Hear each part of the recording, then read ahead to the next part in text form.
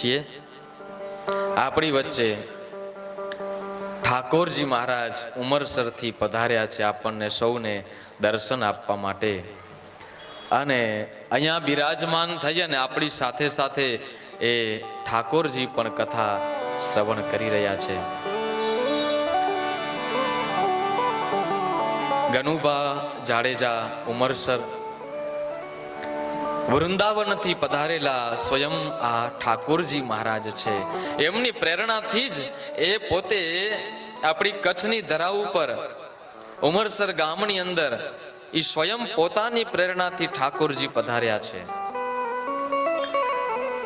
અને આપણે બધાએ ઘણા બધા ભક્તો ઠાકોરજી સાથે આપણે બધાએ જોડાયેલા છીએ, અને ઉમરસરની અંદર ઠાકોરજી માટે એક નવા મંદિરનું આ પરિવારે નિર્માણ કર્યું છે। પોતાના ઘરની બાજુમાં જ એક સરસ મજાનું સુંદર ઠાકોરજી માટે મંદિર બનાવ્યું છે, અને એ મંદિરની અંદર હવે ઠાકોરજીની પધરામણીનો એક મહોત્સવ રાખ્યો છે।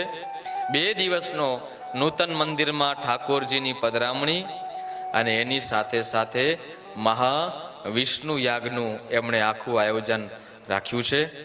આ સમગ્ર આયોજનની અંદર પધારવા એ આયોજનની તારીખ છે 26 તારીખ અને 27, એટલે કે 26 નવેમ્બર અને 27 નવેમ્બર આ તારીખના આ આયોજન છે। તો આપ સૌને પણ પધારવા, ત્યાં આ તારીખમાં આયોજનનો લાભ લેવા ભાવભર્યું ઠાકોરજી તરફથી જ આમંત્રણ છે। માટે આપણે એ યજ્ઞની અંદર પણ જઈ અને લાભાન્વિત થઈએ। અને મારું પરમ સૌભાગ્ય છે કે એ યજ્ઞની અંદર આચાર્ય શાસ્ત્રીજી તરીકે મને એ પદ આપી અને મારા મુખારવિંદમાંથી વેદ મંત્ર બોલી અને ઠાકોરજીની પધરામણી થશે। તો એ ભાવ સાથે પણ આપ બધાને આમંત્રણ છે। થોડા સન્માન સ્વાગત છે એ આપણે લઈ ત્યાર